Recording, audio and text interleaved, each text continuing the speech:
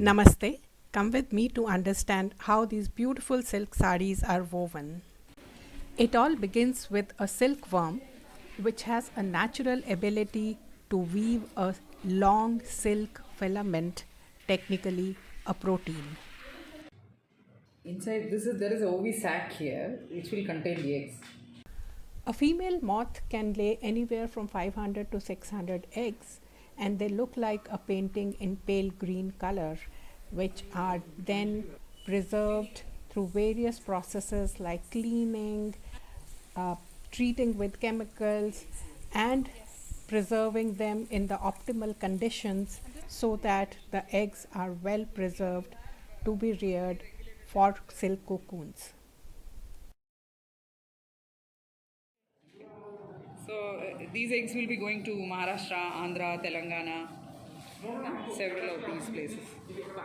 These are then sent to the farmers in these black boxes where they will be hatched again and fed on the green mulberry leaves. After few days, the silkworm starts weaving the cocoon, which is essentially the silk filament that we need from it.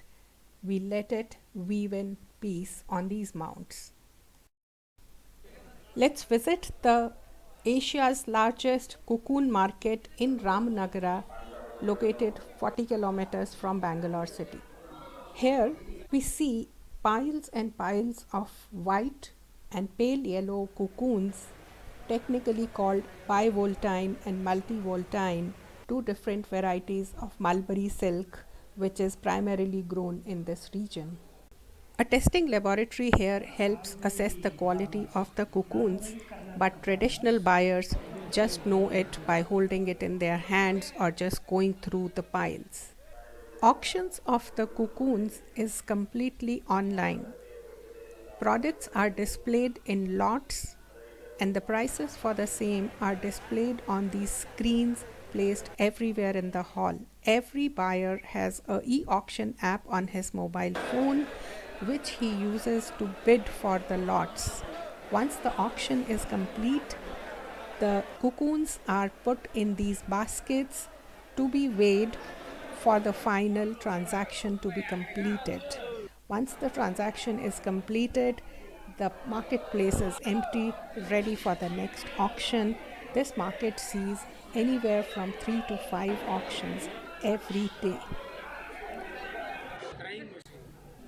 These green cocoons are then dried by blowing hot air in this simple, slow moving machine. Cooking and brushing is the process where cocoons are boiled in hot water for few minutes and then brushed to remove all the outer material to reach the single filament then that can be extracted and reeled. There are many automatic reeling machines available which help uh, put the filament in a reel with a little bit of human intervention. Ramnagara is a hub for the reelers. Probably that is why it also has the biggest cocoon market. This is a larger reeling facility with a lot more automation where cooking, brushing, reeling is all happening seamlessly using this machine. Look at the cocoons being automatically picked up by the machine. Silk, they say, is a zero waste industry. Nothing goes waste here. So the silkworms that are left after removing the filament are fed to the kettle or used for extracting oil. Now, a single filament that is extracted from the cocoon is too delicate to be woven. So, in a laboratory environment, this is how the various filaments are brought together to a state where they can be woven, and this is how it is done in a production environment. So, what happens to the silk waste that comes from brushing or not so perfect cocoons? Well, that all becomes what we know as spun silk by spinning the material together just like cotton is woven. This is how the material is converted into thick threads, which is again spun to create thinner and stronger threads. Some silks, like Eri from Northeast India, are by nature spun silks, while others come from the silk wastage. This is how the final spool of silk looks like, ready to be woven. Let's understand the process of weaving. Even number का धागा दूसरे में आएगा, odd number का धागा इसमें आएगा, एक नंबर धागा सामने वाले में, दूसरा नंबर धागा पीछे वाले में. The idea is to take the alternate threads of the warp, lift them alternatively as you move the weft from one side to the another alternatively, creating a crisscross pattern which eventually becomes the delicate fabric that we so love to wear. The beautiful patterns that we see on our saris are first designed on a computer screen and then either punched into a punch card strip or fed into the electronic jacquard machine using a pen drive or something like that.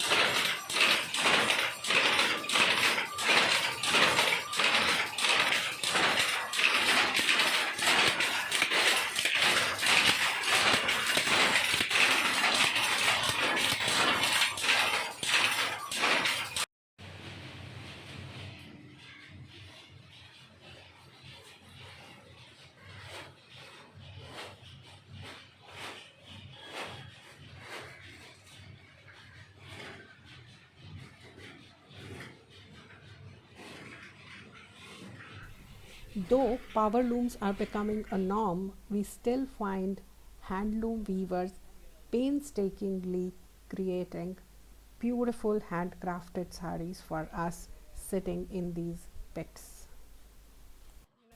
Remember all these people next time you pick up that lovely silk sari for yourself.